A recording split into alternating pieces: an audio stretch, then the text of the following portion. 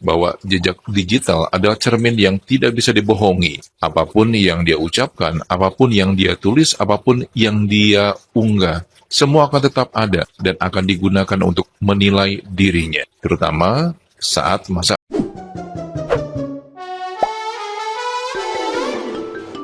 Fenomena konflik persidangan antara Ruben Onsu dan Sarwendah kini melahirkan berbagai sudut pandang menarik dari netizen yang budiman.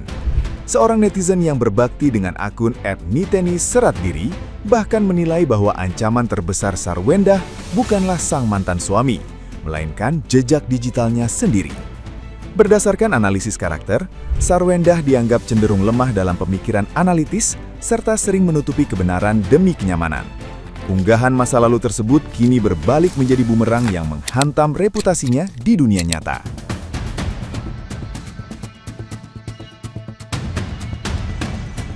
Jejak digital di media sosial dinilai menjadi bukti kuat yang memberatkan Sarwendah dalam sidang hak asuh anak. Kebiasaan menghindari kenyataan tersebut berpotensi memicu karma buruk hingga membuatnya kehilangan hak-hak pribadi secara perlahan. Tanpa adanya introspeksi diri yang mendalam, rekam jejak masa lalu akan terus membayangi dan menghancurkan kariernya. Publik pun kini mulai membongkar kembali berbagai unggahan lama sebagai penentu nasib hukum Sarwendah ke depan.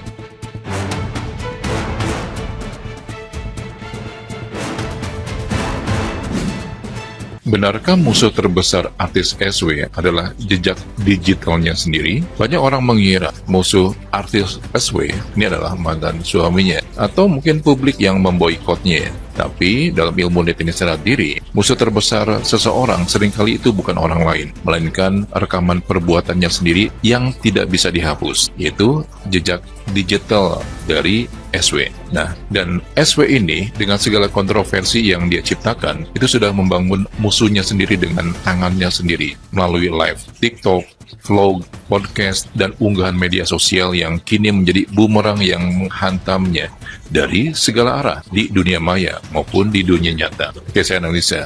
Artis SW ini punya angka 7 pralaya, ujian dan kehancuran kecil. Orang ini digambarkan sebagai pendito kang lelaku, pribadi yang suka menutupi dan cenderung lemah dalam berpikir analitis. Dalam psikologi, ini adalah kecenderungan untuk menghindari kebenaran demi kenyamanan sesaat. Nah, inilah kelemahannya. Dia sering lupa ya, bahwa jejak digital adalah cermin yang tidak bisa dibohongi. Apapun yang dia ucapkan, apapun yang dia tulis, apapun yang dia unggah, semua akan tetap ada dan akan digunakan untuk menilai dirinya, terutama saat masa persidangan ini, yaitu gugatan hak asuh anak. Sing ngucap bakal tatu, sing gua bakal tiba. Ini jejak digital yang mungkin akan menghancurkan dia ya dalam beberapa hari ke depan. Ini analisa saya ke depannya. Jejak digital artis SW ini akan terus menjadi bumerang ya. Setiap kata dan unggahannya akan digunakan untuk melawannya. Sidang hak asuh anak akan semakin berat ya. Jejak digitalnya akan menjadi bukti yang memberatkan. Nah, kalau artis SW itu nggak segera introspeksi diri, jejak digitalnya itu akan menjadi musuh terbesar yang menghancurkan reputasinya selamanya. Nah, ini yang bikin dia terpuruk ya. Dan karma buruknya itu akan ngenain dia mulai dari minggu lalu ya. Dan ini akan berefek, dia akan kehilangan semuanya. Sekarang saya tanya pada netizen, silakan sebutkan video jejak digital artis SW yang masih kalian ingat. Dan silakan tulis di kolom komentar sekarang. Nah, gimana nih menurut netizen yang terhormat? Silahkan berkomentar ya. Sebenarnya mah musuh Wenda tuh bukan netizen, bukan siapapun, tapi musuhnya adalah jejak digitalnya, jejak digital yang mulutnya tidak sesuai dengan tingkah lakunya. Ya kan Wenda, ya? Wenda berkata, jangan terus di-framing, kasihan anak-anak sambil berusaha mengeluarkan air mata dengan sekuat tenaga.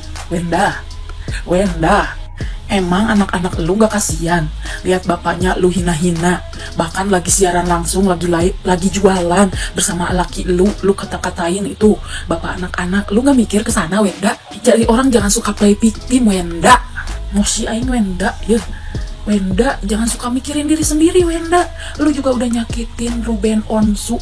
Masalah ini semua datang gara-gara elu Wenda. Gara-gara mulut elu nyinyir Wenda. Yang bener ya, kata netizen, si Endah ini mah sebenarnya musuh utamanya itu adalah jejak digitalnya dia dewek. Perasaan dulu dia pernah ngomong begini dia, aku mah orangnya cinta damai, tidak suka keributan, tidak mau menanggapi omong-omong doang tanpa bukti. Kalau kesabaranku sudah habis, akan kubuka 1, 2, 3, 4. Udah kelar, selesai semua.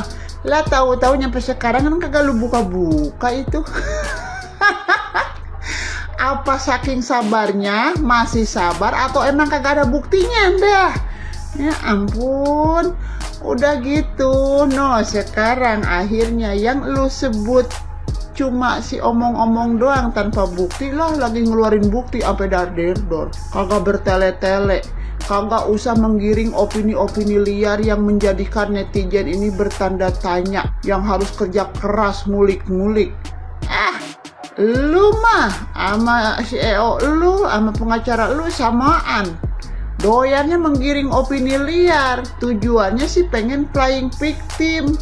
Tujuannya biar sebelah itu dibenci orang. Lah tahu-tahu yang ada malah senjata makan tuan buat lu sendiri. Sekarang no dari sono dar-der-dor ngeluarin bukti yang dimana ada omongan lu tuh kan, jejak digital juga. Isi perebutan di dalam rumah aku. Nah, dilurusin tuh sama pihak sebelah, bukan ngungkit-ngungkit. Gara-gara kan fans-fans lu itu ya, sampai ngeri-ngeri banget, percaya banget gitu sama lu kan. Kalau lu semuanya tuh yang andil dalam harta gonogin tersebut. Kalau si Ono mah kagak ada andilnya begitu. Ini bongkar. Nyampe harga AC aja 400 juta. Gua kagak ngebayangin itu sedingin apa rumah lu, sedingin salju kali ya, udah kayak lagu Evi Tamala. Wajar sih, rumah lu kan segede gaban, pantas 400 juta. Ampun, rumah gua aja yang timbang rumah versi subsidi, AC 1 biji aja sampai dinginnya udah setorok-tokan. Udah gitu, furnitur harga sampai 3 miliaran. Roman-romannya tiap sudut sampai pada mentereng itu furnitur, ya kan? Belum lagi lip lah, kita mau warga biasa kayak gini mah kalau misalkan mau naik ini itu tuh di rumah ya pakai tangga bambu. Lah dia mah pakai lip warga nyampe 504 juta, ya kan? Tuh yang bayar siapa? Oh no, si mantan, ya kan? Aduh ampun, Wendah bilangin apa sama tim kuasa hukum lu gitu, kagak usah menggiring opini-opini liar kayak kemarin soal DC, ya kan? Giliran udah dikulik lu sama netizen, lu pada jadi marong-merong, disangkanya netizen si Ono beginilah begitulah, padahal lu pada yang memancing opini liar. Udah netizen Indonesia harus tahu ya. Banyak yang nge-DM gue, ngancem, ngata-ngatain kotor. Emangnya gue takut? Semakin kalian ngancem saya akan semakin gila. Saya bersama Dewan Pembela Ruben nggak gentar sama sekali. Dewan Pembela Ruben tidak gentar. Kenapa? Nggak suka kami belain Ruben. Kenapa? Nggak suka? Hah? Hidup Dewan Pembela Ruben. Si mantan istri ya merasa sedih, merasa tersakiti. Kok bisa mantan suamiku membongkar perihal renovasi rumah? Hey, kan lu yang membuka statement tersebut di dalam podcast. Bilang katanya biaya renovasi rumah itu milik lu dan almarhum papi lu. Terus di mana kontribusi mantan suami lu? Ya, dan ternyata yang membiayai semua adalah mantan suami lo. Biar apa lo ngomong kayak gitu? Biar terlihat kaya raya, terlihat mandiri gitu. Padahal ya dari isi rumah, AC, furniture, lift, itu yang ngebiayain adalah mantan suami lo sendiri. Giliran dikasih bukti nyata, nangis-nangis, kejar depan kamera. Dibilangnya memojokkan, dibilangnya di framing. Apa sih? Ingat, mantan suami lu tuh hanya mengasih bukti, meluruskan atas statement yang lo keluarkan dari mulut lo sendiri ya. Jadi kalau lo merasa mau dipojokkan atau di framing, otak lo, amnesia. Iya, Gimana sih? Entah kuasa hukumnya, entah kliennya sama-sama dong-dong gue rasa.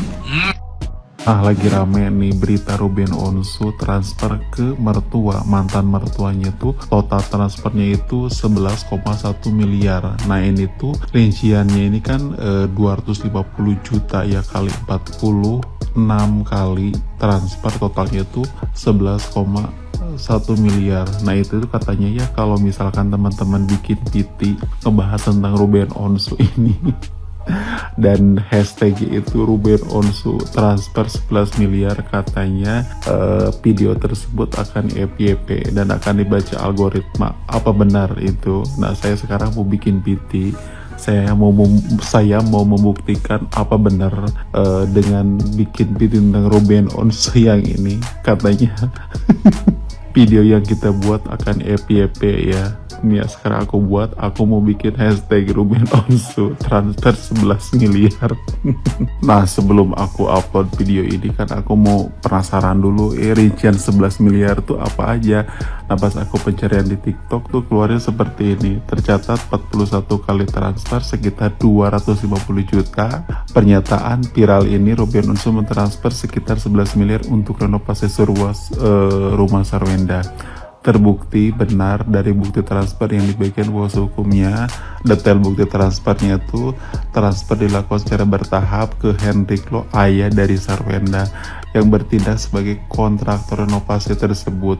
Total keseluruhan dari 40 kali transfer tersebut mencapai sekitar 11,1 miliar. Latar belakang renovasi rumah tersebut awalnya rumah lama yang dibeli oleh Ruben Onsu ya saat masih menikah dengan Sarwenda. Renovasi besar-besar dilakukan atas permintaan Sarwenda dan sertifikat rumah tersebut kemudian dijadikan jaminan untuk mendapatkan pinjaman bank sekitar 10 miliar. Allah, ini mah benar-benar ya TikTok ini menjelaskan sedetail-detail ya tentang kronologi transfer 11 miliar ini.